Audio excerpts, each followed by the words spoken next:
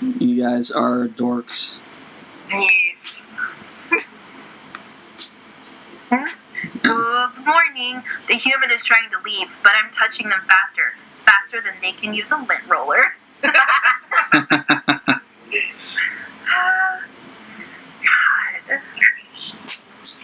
Anyway. Sorry, I'll stop. No, you're good. I don't have a doggo. I have to live through the lives of other people that do. I have 2 of them, and both of them still think that they're puppies. Aw, yeah. That is so cute. All dogs are puppies. You got big puppies and small puppies, chunky puppies and thin puppies. But they're all puppies. There's old puppies and young puppies. Yep. Yeah, the we haven't really a lot of people have been like weary about bringing the animals to vets, and unfortunately where I live, the vet is a piss poor excuse. Like they charge a ridiculous amount of money and they never really do anything. So Lyric's she's been acting like she's really confused. Yeah. Like she'll just stand there, and then her behind will just start to droop, and then she'll just stand up straight again, and she'll stare off. Ahi has some kind of lump near her hind left leg by her rumpus. Yeah. And it's not on the outside like Lyrics is with that bulbous thing. It's kind of like on the inside there's something hard there. Damn. So we have to go to the vet at some point, but yeah. we don't like the one up here. Yeah. Anyway, with that, sorry, really fucking terrible segue, but this is episode 17 of the podcast now, and today I'm joined by Erin, Nishay, and Ashley. Hi. Hello. And if any of you don't remember, Nishay is in Tennessee, and Erin is in Alabama. Yes. And Ashley is on Maui, the same island I'm from. So a couple of days ago, actually I think it was like last week, I did a small little thing about George Floyd. And since then, I've seen, there's been quite a few discussions throughout our country, not even just in our country, but around the world. And I just felt like, now would kind of be a good time to discuss, how we're feeling about it, and to kind of like talk about why it's important, why this movement is important. So if anyone wants to go first, who wants to talk? Don't matter to me. Well, I guess I don't know what to say other than Black Lives Matter, but so many people, especially people who want to say all lives matter and protest to the Black Lives Matter protest, they forget that it's not. What was it? I just completely lost my train of thought. Like, there is no invisible only in front of Black Lives Matter. Right. But their lives are the ones in danger right now. So their protest is the one that matter right now. And no lives matter until Black Lives Matter as well. That's the way I think of it. So it's important that we raise awareness for it and stop trying to protest it by saying all lives matter. It's like, duh, of course. Refugee lives matter. Immigrant lives matter. Black lives matter. Of course, that's true. But like I said, the Black Lives Matter, their community is the one in danger right now. They're the ones we need to focus on right now. Yeah, and that's the way I think of it, at least. The other thing is too is that with people who say, "Oh yeah, all lives matter," they're not saying that just Black lives matter. Like that, exactly. People need to understand that they're not saying that only their lives matter. It's when you look historically, though, who was the group that got turned into slaves? Who was the group that I mean, you're talking about the transatlantic slave trade. That was horrible. You know how many of them willingly killed themselves, threw themselves overboard in order to escape slavery, because they would rather have died than to be in slavery. And I don't blame them. I would have felt the same way. Yeah, I mean, it's huge injustice that's been done to them over 200 years already in this country. And you go back to Rodney King, you go back to the time of Martin Luther King and Malcolm X and the Black Panthers, and you see how much they've had to endure in the modern era alone. Yeah. And this was the catalyst. I mean, really, like, a lot of people can say, well, there's a pandemic going on. Yes, we all know that, but that's not the only focus right now. I mean, like, I can care about multiple things at the same time. Activism is not like pie. It's like, it doesn't get smaller the more you take or the more you do. I can care about multiple things. I can care about the pandemic and Black Lives Matter and these protests both at the same time. You don't have to pick and choose. Yeah. Right. Sorry to interrupt you there. No, go ahead. I kind of like this informal stuff anyway.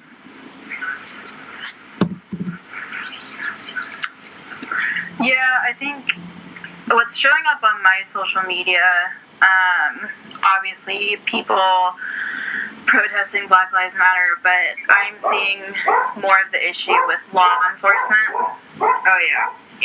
And to me, that, I don't want to say that's more scary, but it's definitely, I think, it's very overwhelming. And this last couple of days, I don't know if anyone else has, I'm in shock, I'm in awe of all of the hatred in our country right now. Mm. And my heart aches for everyone, it just, everyone's going through something, and I feel like everyone that's like on the front lines and fighting for us, like, I can't even imagine. Like, I appreciate them so much, but I'm also worried for them. I really wish law enforcement, I really wish everyone could get on the same page. And if everyone could just realize the Black Lives Matter movement is what needs to happen to get rid of all of the, oh my goodness, what word am I looking for? Inequality, social injustice. Yeah, the tolerance. Yeah. The tolerance that we have. And just how big of a problem racism still is. And realize that stuff has to change, but it doesn't have to be violent. It doesn't have to be, this war. It doesn't have to be one person versus another person. Mm-hmm. It's like the opposite of everything. We need everyone to flow together. So, like, yes, I'm obviously seeing the people that are, going for all lives matter and everything like that. And I don't think those people are ever going to fully go away. I'm really concerned about law enforcement. Yeah. People are getting hurt. Kids are getting hurt.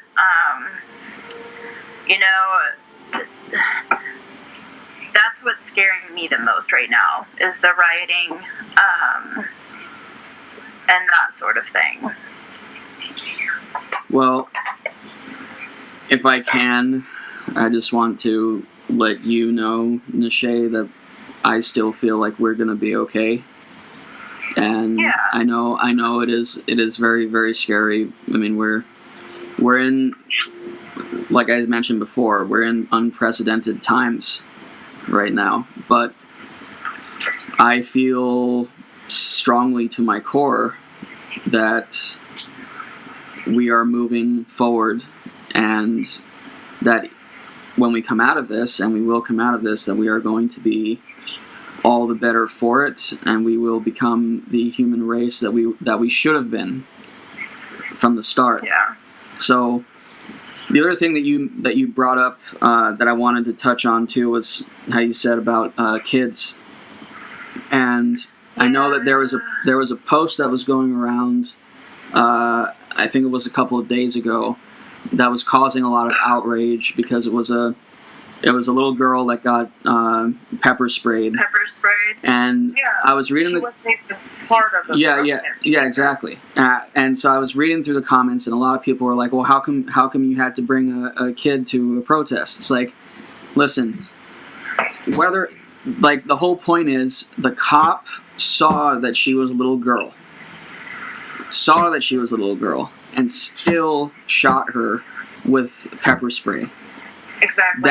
That's the whole point. If you protest or not, you don't do that to little kids. You just don't. That's the whole point. Now, the other thing that you talked about too was that people need to be on the same page, and slowly throughout the course of this thing, we are starting to see that little by little. Because at first, remember, like the first day, people were like, there's going to be, no cops are going to stand up, 'cause nobody's going to stand up. And then in a couple of days, there were police departments, pretty much, all over the country. A lot of police have come forward condemning the actions of other cops, including that one, I forget what his name is. I think he's in Texas. The sheriff? But he told the president, he said, if you have nothing constructive to say, then shut up. And then then you saw that video of the black officer that straight up, chewed out the white officer that manhandled that girl. And so what we're starting to see is officers that are also being fed up with. Well, I'm so sorry to keep cutting you off. I just so passionate and everything, about all this.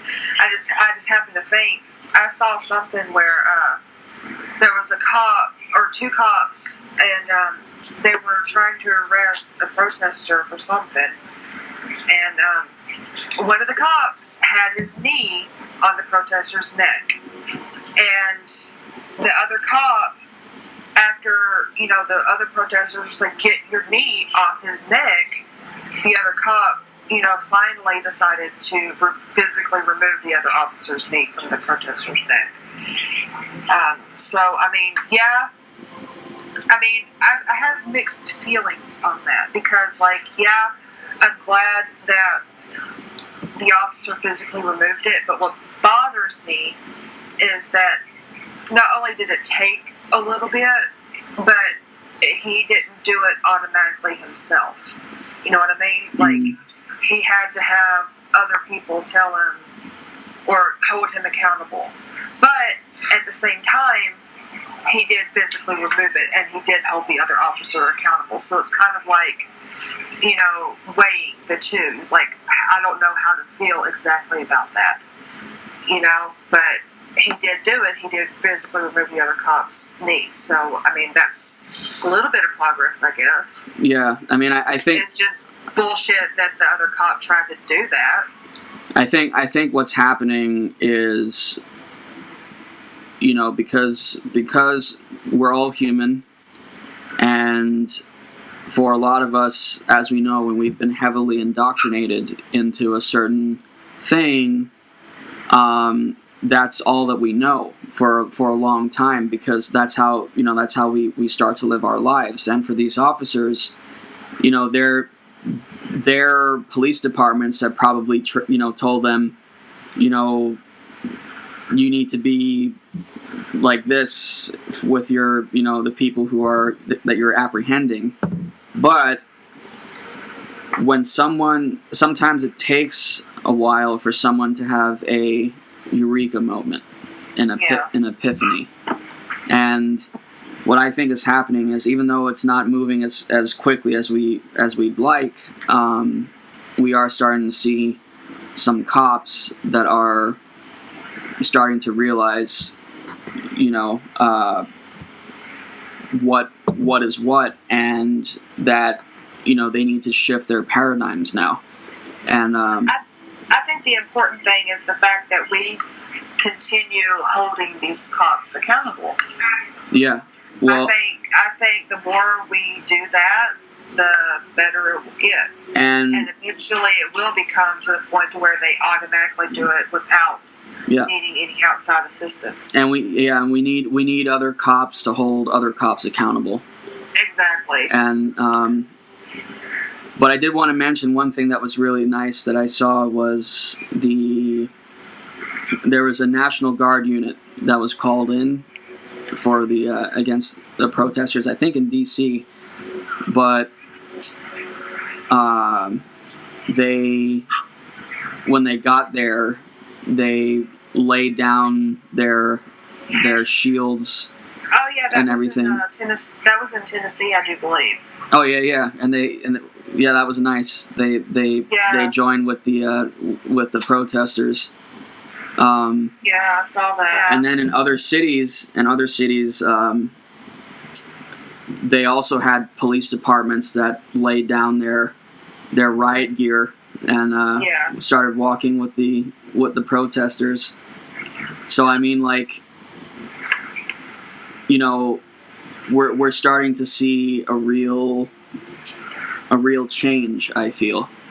Yeah. And it's unfortunate that it's happening at the same time as this pandemic, but listen, this was festering in this country. Exactly. It just boiled over, and honestly, I think these protests need to happen. Yeah. Well, what's been amazing for me to see is the amount of support, all over the world. It's just it's incredible. And how many other countries' leaders, like New Zealand, is backing it, and France. I mean, it's amazing to see. Yeah. And then here you have Trump saying, "Oh, the rest of the world is laughing at us." No, they're not. No, they're not. The rest of the world is standing with us. Yeah. And what I did want to say too is, as a minority, I'm going to be honest here. There's been a few times where I've gotten pulled over by police, and for me, I feel terrified when that happens. I feel like I'm going to get shot, because it seems like these days, if you're dark skinned in the slightest, they either assume that you're a criminal or they'll kill you. Yeah.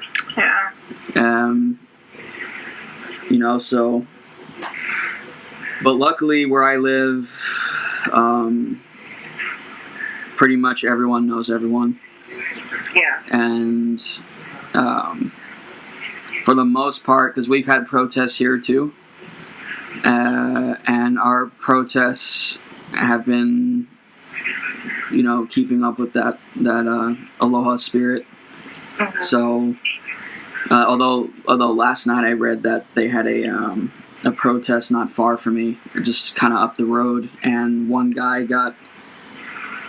The cops were saying that he jumped in front of one of their trucks and was trying to hang on to the tire as it started to roll away. So then they told him to stop, and they said that he wasn't listening. So they grabbed him and flew him on the ground, and they kind of like knocked the shit out of him. And we're saying that they used excessive force, but I mean, there's some of these that I just don't understand. I mean, 99.9% of the protesters all just want justice, okay? That is their overall goal, just to raise this awareness and get rid of this bullshit that we've had.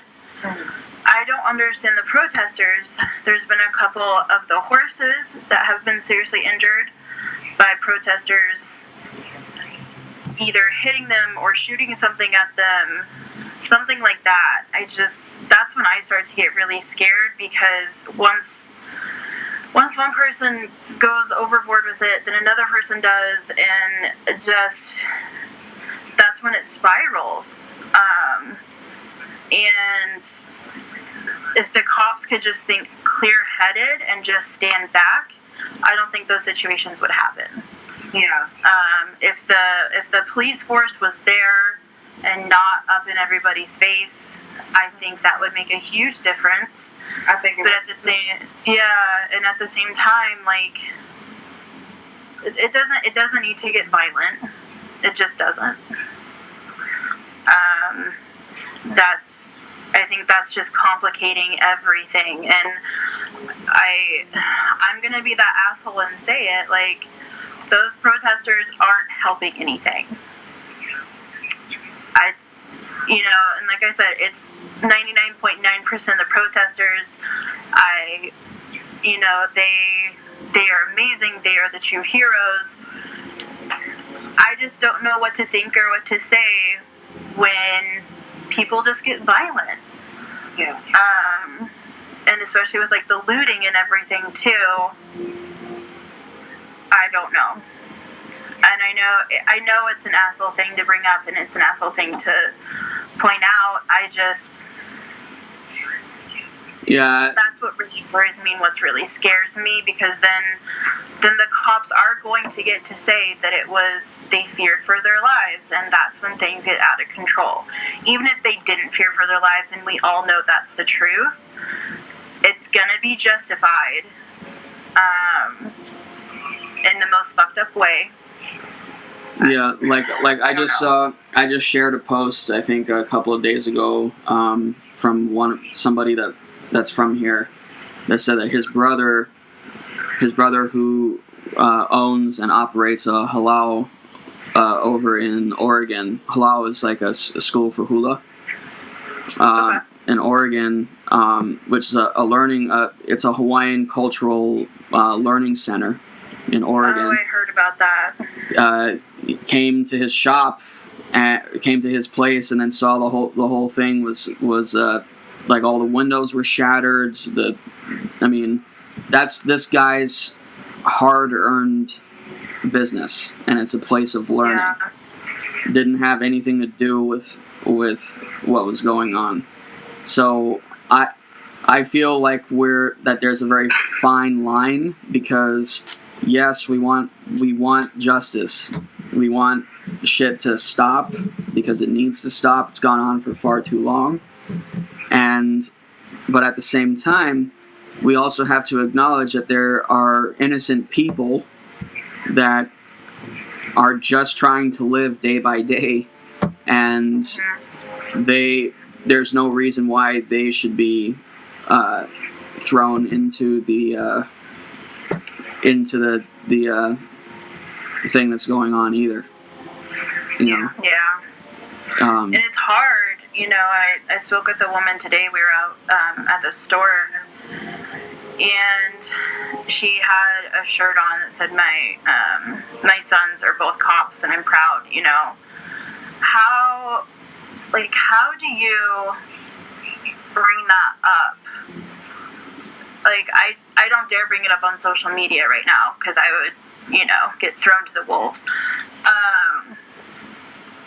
How do you say that? How do you say that you support the police and you support law enforcement during this time? Because the moment I try to say that, someone's going to attack me and say that the law enforcement is the problem. And that's when I start to get really overwhelmed.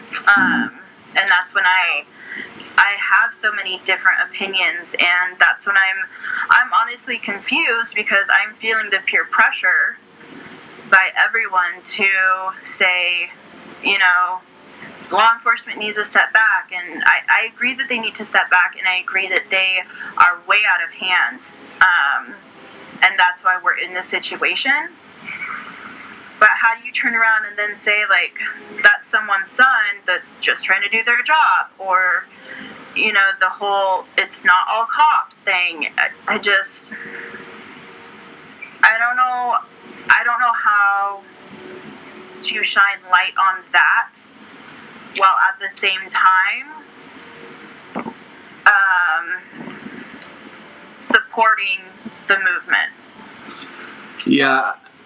What I would do, and what I have done, basically, is you could say something along the lines of calling out hypocrites and hypocrisy. Maybe saying something like, you can't say the cops were bad and that they need to step back and all this stuff, and at the same time say that you support them and everything, and so call them out on their hypocrisy that way. And then, you know, when it comes to supporting or not supporting, just go with whatever you feel is whatever you believe. You know, look at the sides. Because me personally, I don't stand with the police right now. I haven't in a long time because I personally can't, because I fully believe you cannot tolerate the intolerable in a tolerant society. As paradoxical as it seems, you can't support and condone, and I feel like accepting the police right now, especially at this point in time, would be, this is just my personal, would be condoning their behavior, even though it's not, you know, some people say it's not all, and I know this logically, but, you know, you have 10 bad cops and 1,000 good cops, and the 1,000 good cops don't call out the 10 bad cops, you got 1,010 bad cops.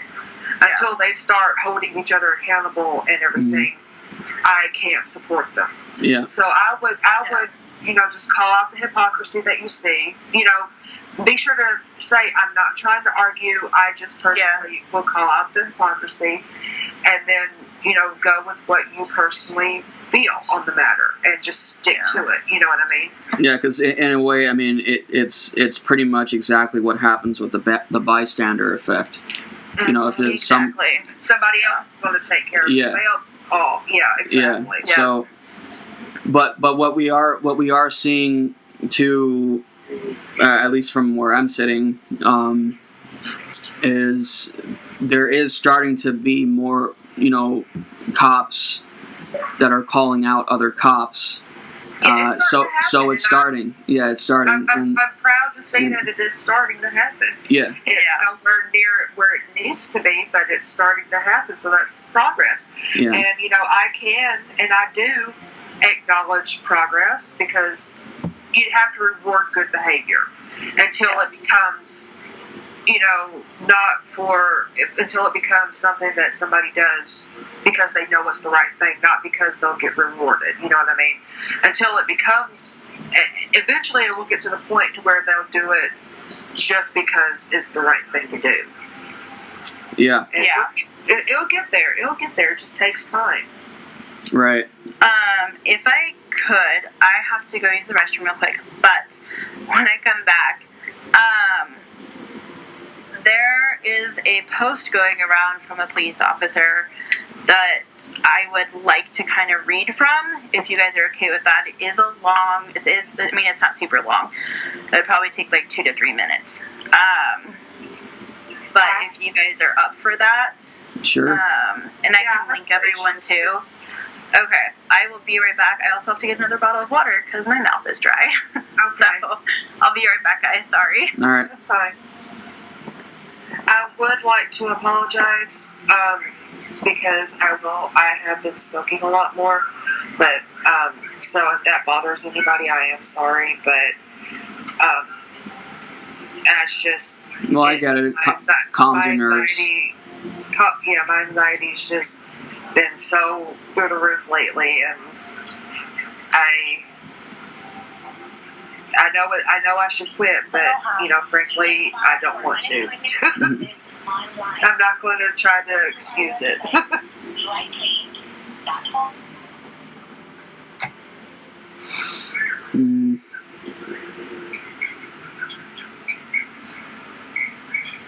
Yeah, I mean, I think that we're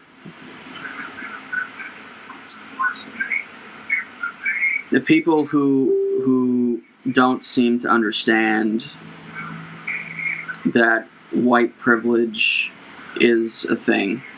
Yeah.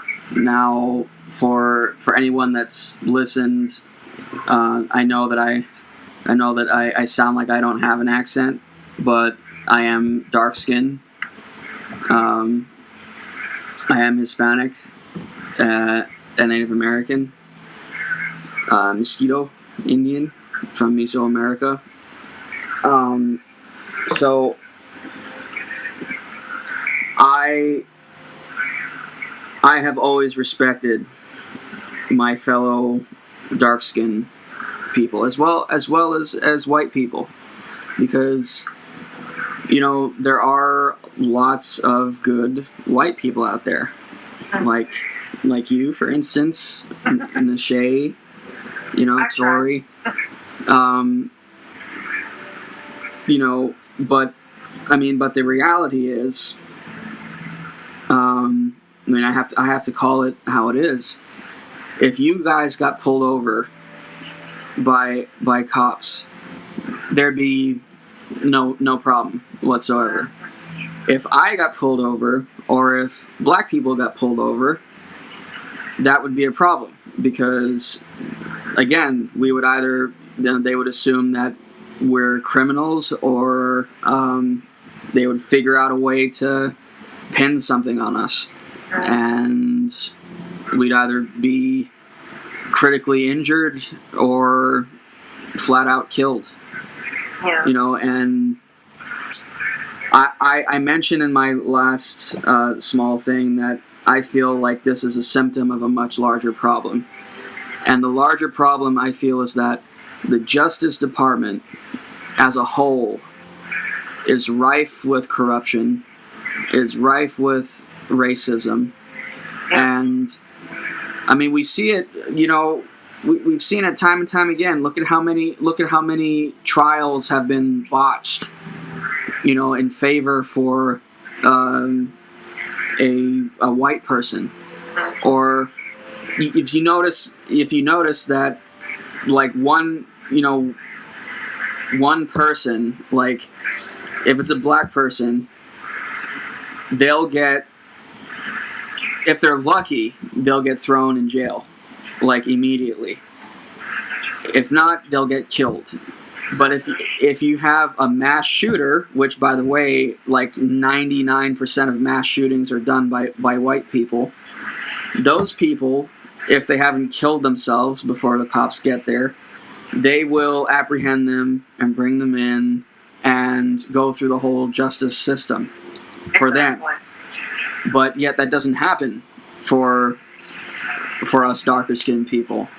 It just doesn't happen. So, I think from my point of view, that we need to like build things from the ground up again, at least when it comes to our Justice Department. And we need people that understand the plight that minorities face. What I have been impressed with within the past couple of days is seeing how we have unlikely allies. Yeah. And one of which was a televangelist that flat out, called out Trump. And this guy is far, far right. I know. He was a Trump supporter, and yet now he's saying this shit is not cool. This has got to stop. So, hey, welcome back. Welcome back, guys. So, my phone went dead. That's all right. So yeah, Ash, I was just saying how people need to understand that white privilege is something that exists, because people like me and you, for instance, right? Because we're both dark skinned. If we were like anywhere else in the mainland, or even here, because I said earlier, sometimes I'm terrified of when I get pulled over by cops. But I mean, like, if we had to go through the justice system, it's like we would either be presumed guilty and thrown directly in jail, or we would be killed before we even got there. Whereas with white people, when like a serial killer or a mass shooter does something, if they haven't killed themselves already before the cops get there, they actually get apprehended and then put through the justice system. So like there's that's clear evidence of what's going on. So but yeah, I also mentioned that we've been getting unlikely allies in places. A Christian church, different churches across the U.S. have started to stand in solidarity for George Floyd and the movement, and it's incredible. And he's to our listeners, whether you like it or not, Trump is losing support. Yep. He is losing support, and it is quite amusing to see that. Yeah, it is. Because, I mean, he called in the National Guard to stop the protesters. Like, the National Guard was deployed in, where did you say, Tennessee? Mm-hmm. To stop the protesters, and what do? They end up joining them.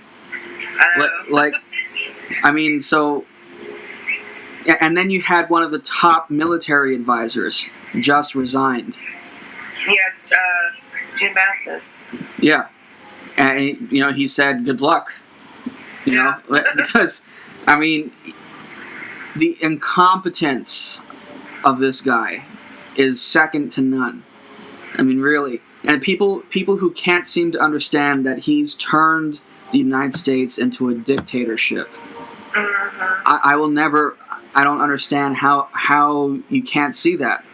I mean, this guy is treating himself like he's the supreme ruler. Did you see the article earlier today where he was talking about that? Oh, during the protests in D.C. the other day, that he wasn't hiding in the bunker; he was just checking it out. Oh my God. Yeah, his when asked if he was hiding in the bunker, he's like, no, but some of the other people were like, hey, now's a good time to go and inspect it and see, just in case you need to go there later. Like, what? Did you get disconnected? Me? Okay, I'll invite you back in. Oh, yeah, in the shade, yeah.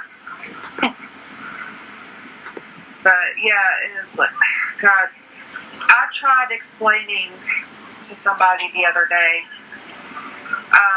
about white privilege. And, I'm going to speak now to white people. White people, we have white privilege.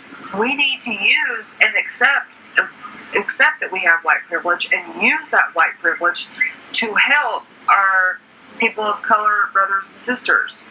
We need to use that, tell other people and hold them accountable and say, yes, you have white privilege. Now, what white privilege means is, it doesn't mean your life isn't hard. It doesn't mean anything that. It just means that your life isn't harder because of the color of your skin. Mm-hmm. That's what it means. So you may think, oh, I don't have white privilege because I've had to work hard for everything I have. That's fine. Mm-hmm. Everybody does. But you still have white privilege because the color of your skin has not ever held you back. You have never been afraid to get pulled over by the cops. And it's like, I understand that I will never understand, but I stand with you. And white people need to hold other white people accountable, and that's just it in a nutshell. Right. I agree. And the thing is, or what I want to mention, alluding to that, was last night I watched a podcast from Adam Savage. If you guys don't know who that is, he was the co-host of Mythbusters. Yeah. Big when I was a kid. I learned more from that show. Yeah, honestly, I learned more from that show than I ever did in school. Right. But so Adam Savage has a company, or has another YouTube channel called Tested, and these guys usually they talk about like different things going on in the tech world. They do like tech reviews, and sometimes they do like where it'll show Adam building something like in his workshop or whatever. He does like 1 day builds. But anyway, last night they had a podcast, and they were talking, this video podcast, and they were talking about what's going on. And Adam said something that really resonated, and he was talking about white privilege. And he said, white privilege doesn't mean that you get to automatically win the game. You're still playing the game, but your levels are easier. Uh-huh. And that is true, because when you look at how our society is structured, look at how black people have had their backs against the wall in terms of not just like access to healthcare, but also diet, also certain jobs that they can take. I mean, they've had it rigged against them. I mean, it's like that they were meant to fail, and that's BS. There's no place for that in the 21st century. There wasn't any place for it in the 20th century. So, Exactly. So what we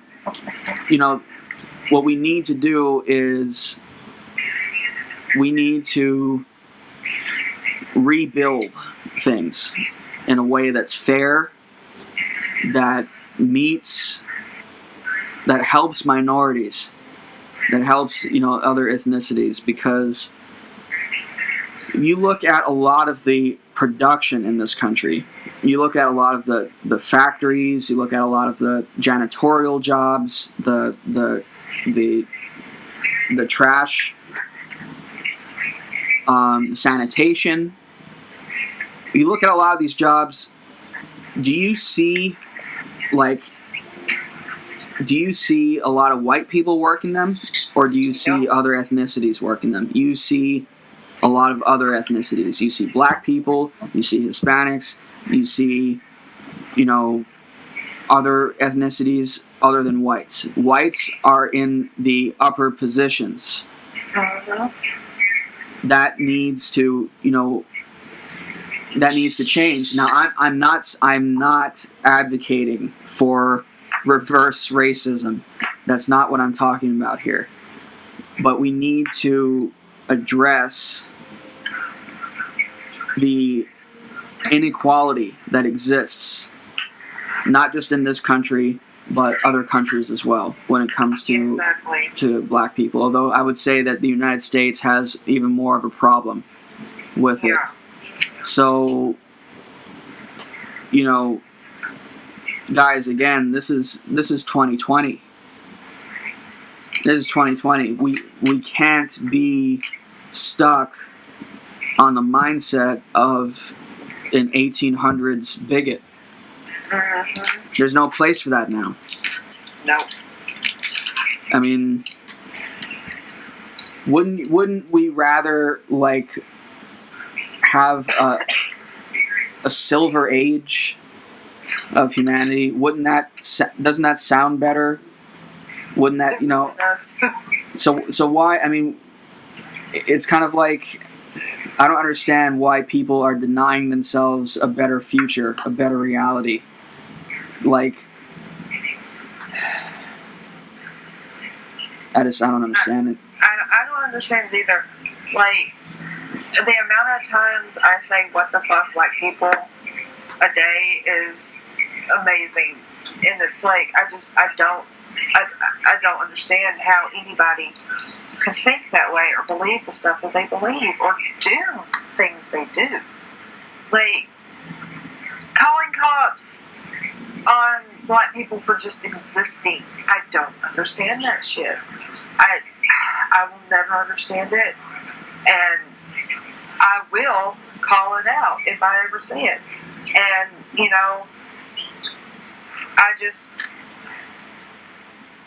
I don't get it. I don't fucking get it at all. Yeah, I mean, so real quick, I do also want to address that, like Nashay is dealing with, a lot of people are scared right now. And I just want to assure people that, once again, this is not the end of anything. It's not the end of the world. No. But it is a new beginning. Yes, it's a new beginning, and it's the start of a healing process. Mm-hmm. Not just for humanity, but also our planet. And, exactly. In times like this, it's important to understand something. We are in a crucible. We are being put in a crucible. And there's three different kinds of people. There are those that can go through the crucible, but yet get stuck and they don't make it out. There are those that...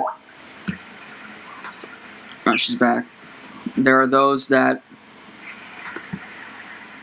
go into the crucible and make it out the other side and are reforged into something new, something strong, something better. They change who they were.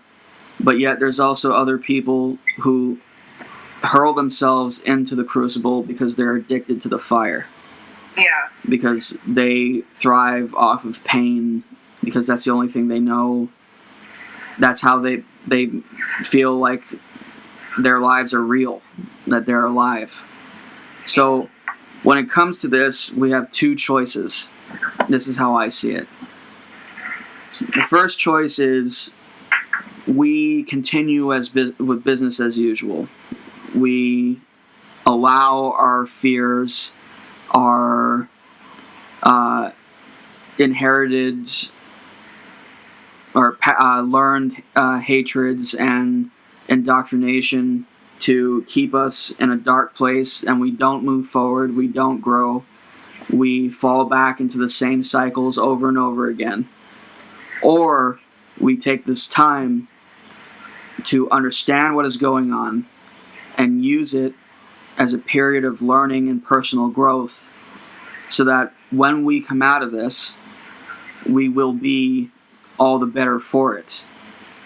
Because what I'm seeing right now, we're seeing the creation of a lot of leaders, future leaders. And that is amazing. Whether it's in our age group, millennials, or Generation Z. We are seeing the birth of leaders. And that's amazing because this world needs that. It really does. You know, we need people with bright ideas. We need people who are wise, who are not ignorant to the feelings, you know, of other people beside them. And that's what I'm seeing. I'm seeing people rise up. I'm seeing people, you know, developing courage, becoming heroes. And heroes inspire. Yeah, they do. So, what you have to ask yourself, talking to whoever's going to listen to this, you have to ask yourself, do you want to remain as you were? Do you want to have our society, our global community, just fall back into its cycle? Or do you want to become who you were supposed to be? Or someone who you always wanted to be, someone better? Those are your choices right here, right now. Also, do you want to be on the right side of history or the wrong side of history? Yes. Yeah. Personally, I choose the latter. I want to be right. I want progress. I want change. I want to move forward as a society and as a country. And that I think everybody should want that, you know? I think everybody should want the right and be good and kind and decent and say fuck off to this hate and racism and bigotry and everything. Yeah. And you know, think about your children. You know, think about what kind of world do you want them to grow up in? Do you want them to be able to fully embrace who they are without fear of ridicule or any kind of injustice? Or do you want them to learn the hatred, to just be another statistic? You know, that's what people have to realize. What kind of world do we want to leave to our children and their children? Exactly. You know? Yeah. So yeah. I think that we're moving through this, not just the you know, the protests, the movement, but also the pandemic as well. And I'll just mention something real quick on that. In Italy, within the last couple of days, even though their government is still advocating for you know, cautiousness, which is prudent. I mean, really, you don't want to be needlessly reckless right now. But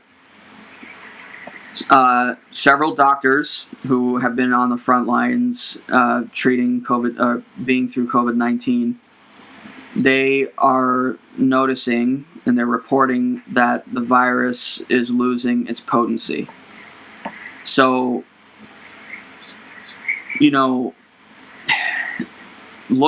be cautious, yes. Well, we're still not entirely out of this, but also keep an eye out for silver linings. There is hope when it comes to the pandemic.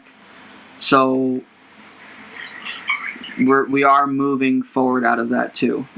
And I know that's still a point of concern for a lot of people out there, but you know, we're moving forward. That's the whole point.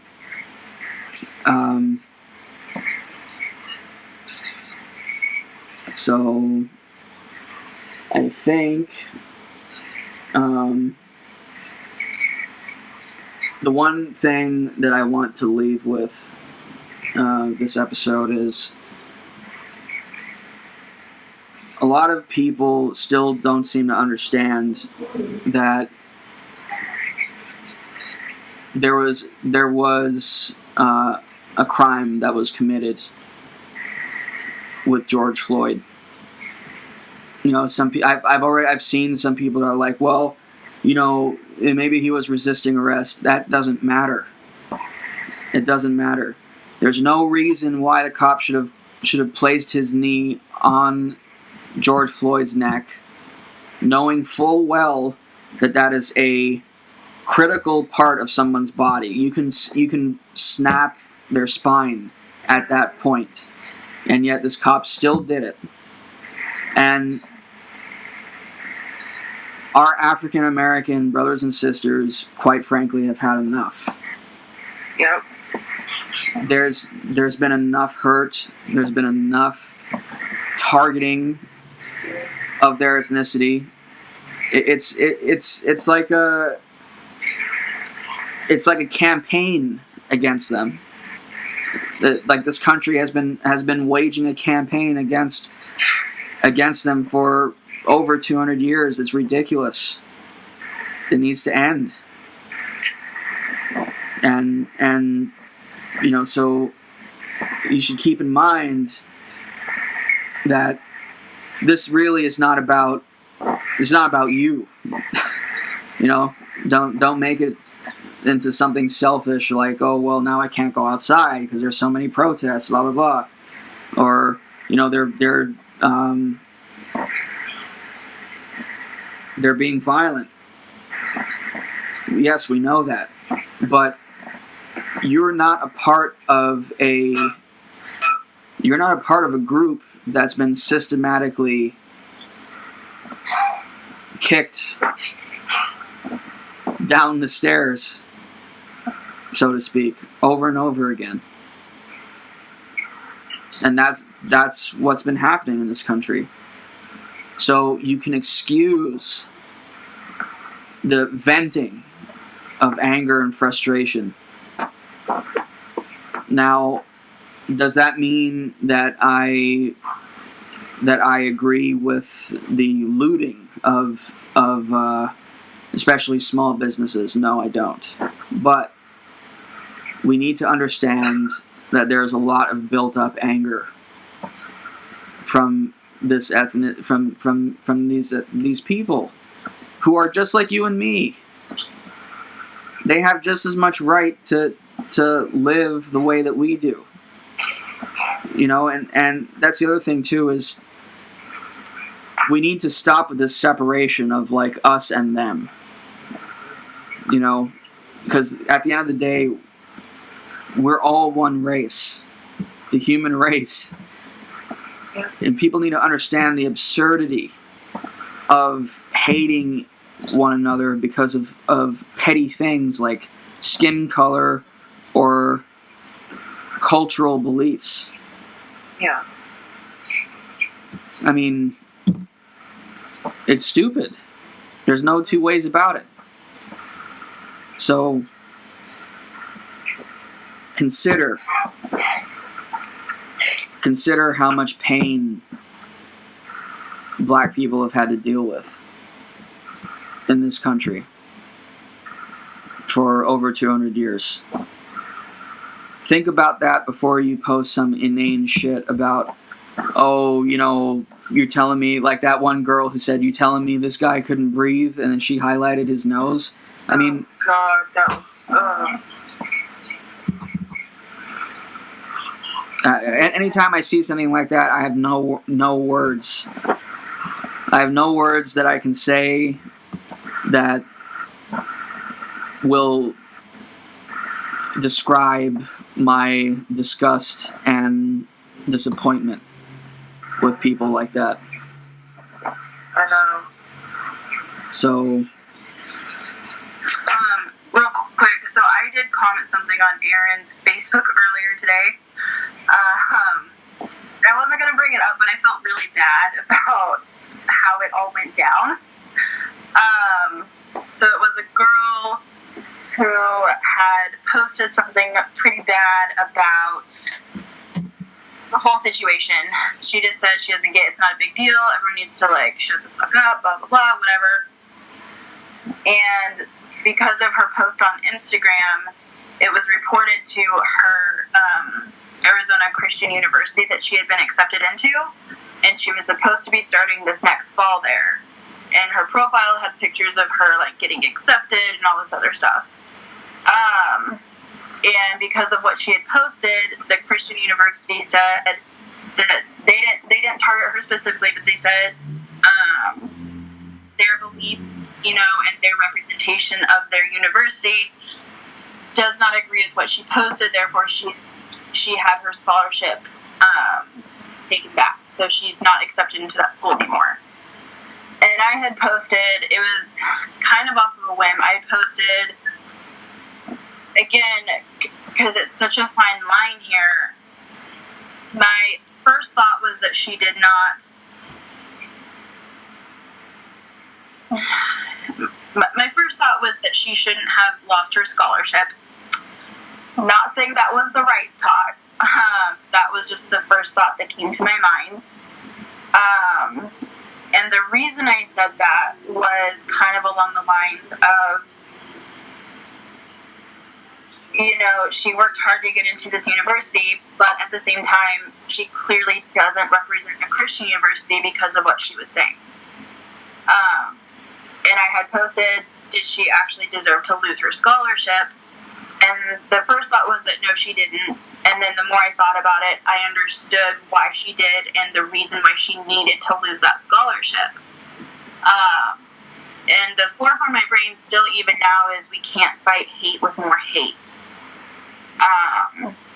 And Aaron responded really good to it. Your post was perfect, you know, about the tolerance and stuff like that. Yeah. And I had some other people posted on my Facebook about it too. Just, I'm the kind of person, I try to see good in everyone. Yeah. And part of me thought maybe if she had gone through school, maybe she would have learned more and it would have changed her viewpoint on, you know, whatever she thinks is wrong or right. I also thought of all the millions of trolls on the internet that are constantly telling people to go kill themselves or, you know, calling out names. And before it was kind of rare to see someone's profile posted with what they said and people demanding that they be punished for what they said on the internet. And that's when I got conflicted, because my thought when I post something on my Facebook is I am one person in this tiny ocean of social media. I don't have a big following. I don't have any importance to me. So when I post something, I'm posting mostly because I'm thinking about it, not so other people will see it necessarily. And I do count on most people not seeing it because I know that I'm not a big presence on social media. I'm wondering if she thought the same thing. What she said and what she thought is not right. I'm not condoning it by any means. I thought that was really extreme, I guess. So, I mean, and I know everyone's mostly going to say, like, hey, she deserved that, you know, she'll have other opportunities. That's what's making me anxious, is I'm scared, you know, I'm scared of other repercussions that are coming from it, and that we're going to lose the sight of what we want and what needs to happen. Well, I think, because like I posted, it's like, you know, you can't tolerate intolerance in a tolerant society, otherwise tolerance goes away. Yeah. And the important thing, in my opinion, is, you know, yeah, it used to be people like her and the regular trolls saying, go kill yourself and all that stuff, and the racism and the bigotry and the homophobia and all that stuff. It used to be just ignored. And now it's being called out and they're having repercussions for it. And I think personally, I think it's really important that the people doing those things and saying those things get repercussions, because they deserve to lose their jobs. They deserve to lose scholarships. They deserve those things that happen to them, because they cannot have that type of thinking and actions in a tolerant society. They need to have some type of punishment to know that it won't be tolerated and that it's not right to think that way and do those things and say those things and act that way. And I know it's scary, and I know it seems like, yeah, you are one person, but you need to be held accountable for your actions. Everybody makes mistakes and everybody messes up, but I feel there's a difference between a mistake and actively saying something ignorant. Does that make sense? Like a mistake, in my opinion, would be something like, I don't know. But intentionally telling someone to go kill themselves, intentionally being racist is completely different than saying like, "Oh, I accidentally ran over a dog." I don't know, or something like that, or saying "I hate dogs" or "pineapple does not belong on pizza" or something like that. Yeah. That because it's like you can. Racists and stuff and ignorant people, I believe they do not care, and they will not ever change their behavior unless they get repercussions. Okay. Some people I feel like, you can have disagreements with, and, you can understand each other and come to an agreement and understanding and still respect each other. Yeah. But you can't respect somebody who thinks less of a person simply for being who they are. Yeah, the problem is when you have people that are so into their own cookie cutter world that they can't acknowledge that anything that they're doing or saying is wrong, and they can't acknowledge other people's point of view. And the only way to bring them out of that is by teaching them humility. Exactly. So, I mean, some people have to be knocked down a few pegs. That's just how it is. I mean, even pre George Floyd, there have always been people that needed to be checked. Because whether it's somebody saying really outlandish things that have no credibility, or someone who's like a compulsive liar, like people have to be checked. Yeah. And I by no means did I mean to like start an argument by sharing that either. Oh, well, I'm not, from what I read on your post, the people seem to be very, respectful when it came to disagreeing. Yeah. I don't think it was the fact that I don't think that you actually believed that. I think you were more so confused. It's like, why did she get picked out, but somebody saying go kill yourself isn't picked out? And I think that's what really helped, and that's why I was trying to be very careful with the way I said things, because I figured you were more confused than anything. Yeah, definitely. It's another one of those situations, like, where do we draw the line? It just...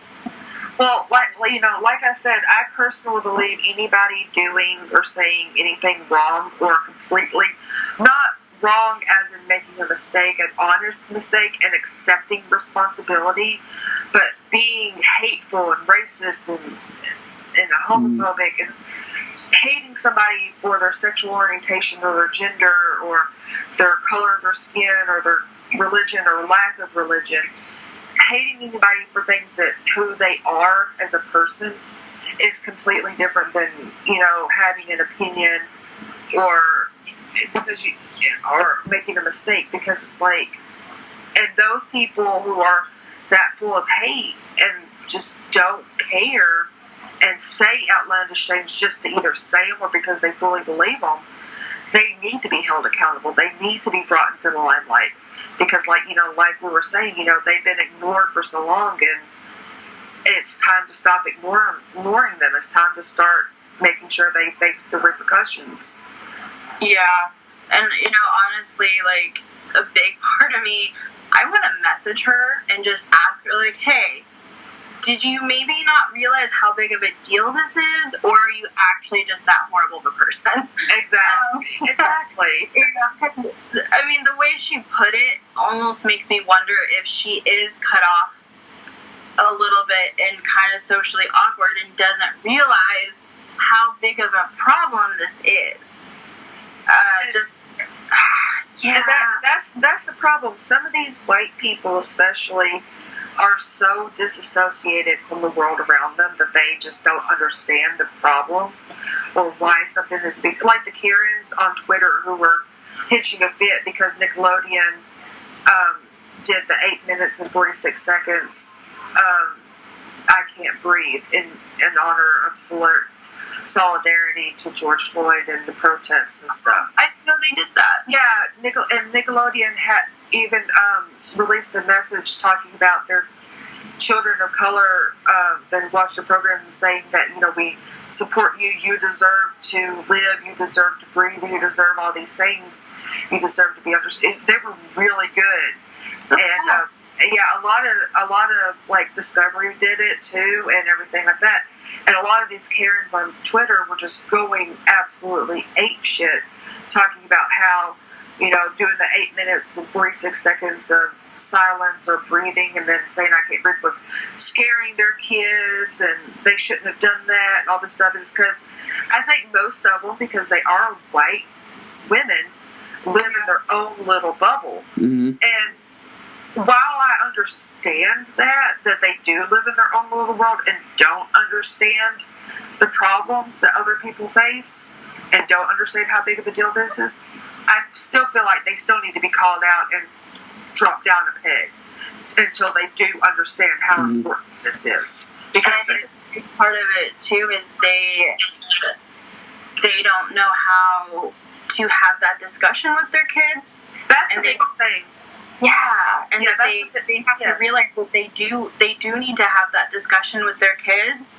Yeah, because their kids need to grow up and know, like, hey, if you see this happening to someone, you have to realize that's okay. That's not okay. Exactly. And the person doing it, you need to tell them that's not okay. Exactly. Yeah. That was one of the replies on the Twitter feed that I was reading, was saying that all these white women, all these white Karens saying that, this is scaring their kids and is bringing to the attention the tough conversation they're going to have with their kids, completely missed the point of the black women and the people of color women who have to have a completely different tough conversation with their kids because their kids might lose their life. Because Tamir Rice, I can never pronounce his name, was only 12 when he was shot and killed by police for having the toy gun. He was a child too, and he was the same child demographic that Nickelodeon targets. Oh, and it's like that's why it was so important that they did that, in my opinion. And it's like these women, their bubble needs to be burst, and they need to be brought back down to reality, in my opinion. Yeah, because I think it's important that education starts at that age. That exactly. They learn when they're children, especially like things that are real issues in society. They need to learn, because I remember when I was growing up, I think when all of us grew up, we were kind of thrown in the ringer. I mean, we learned about society on our own, but we were put through the fires. We had to navigate through it on our own, and we learned the hard way. But now I think people really need to start talking to their children about things like this, so that when the children start growing up, they know how to deal with these obstacles should they arise, and hopefully they won't. Hopefully this is a new beginning, like you said. But should something arise later on in their lives, they should know how to handle that in a level-headed manner, and so hopefully during that time society will be much more civil.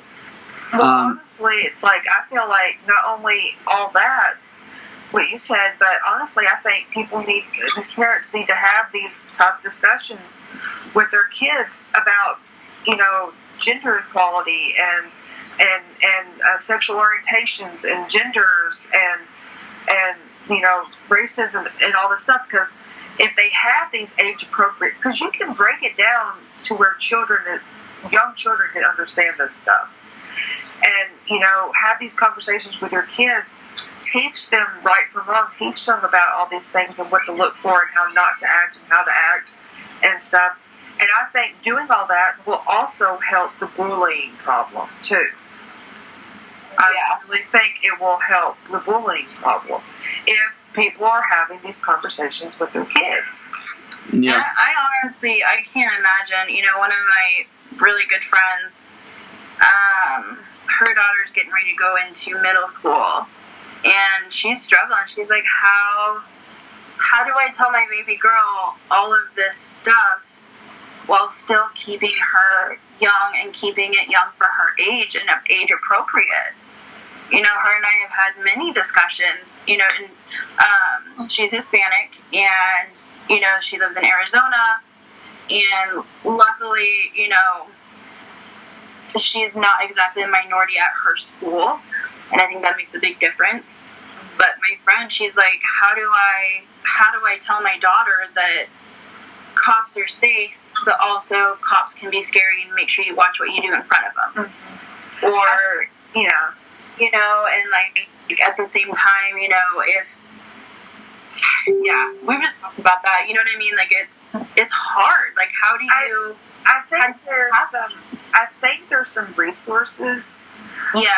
That can help break it down, because like my friend, she has like a master's or PhD in sociology and stuff, and she has several boys, and she's encouraging other parents and our other friends to have these conversations with their kids. And she's like, even with my degree in sociology, my other degrees in behavioral and stuff like that, it's still tough to have these conversations, and it's still, you still struggle with what to say, but you have to have them. And I think there's resources. I don't know them off the top of my head.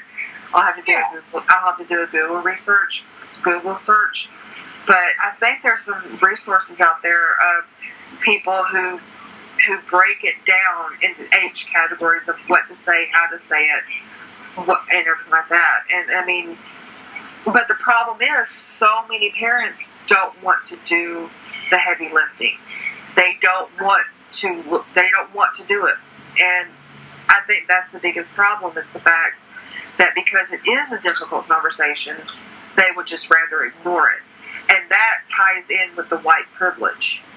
Yeah, because a lot of them who just choose not to do it are white, because they think, well, my kids never have to worry about it, so why should I bother having the conversation? It's like, you still need to have this conversation with them.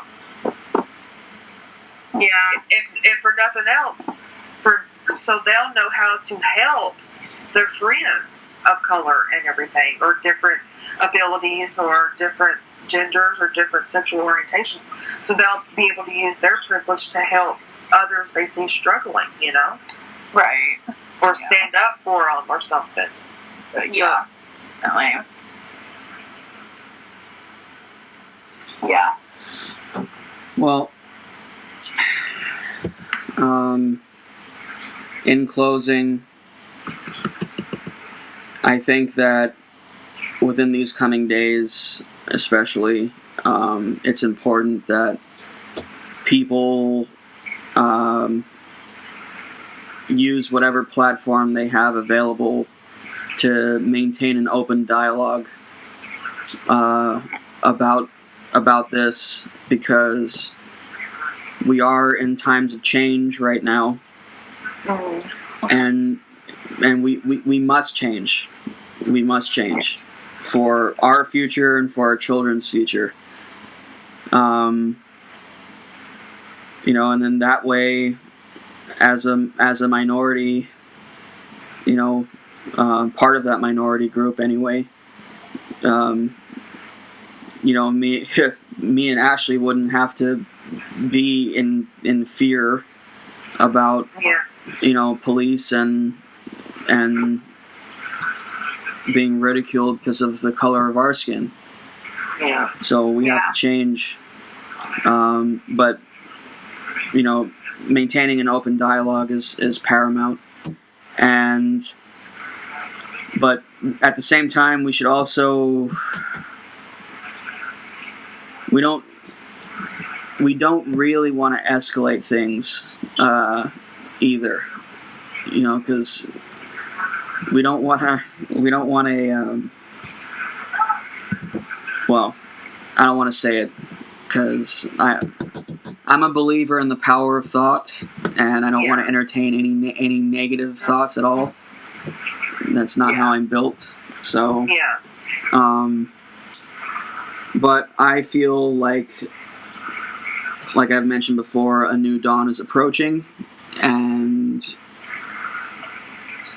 the sun will shine on us collectively again. So everyone, like Tupac said, keep your head up.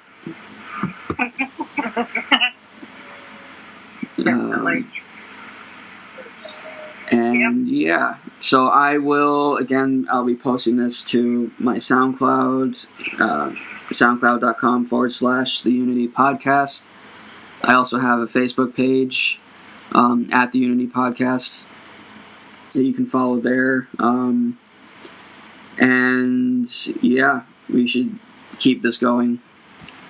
Keep the dialogue going, definitely. Yep. So everyone who is going to listen to this, thanks for staying with us, and we'll be back again soon.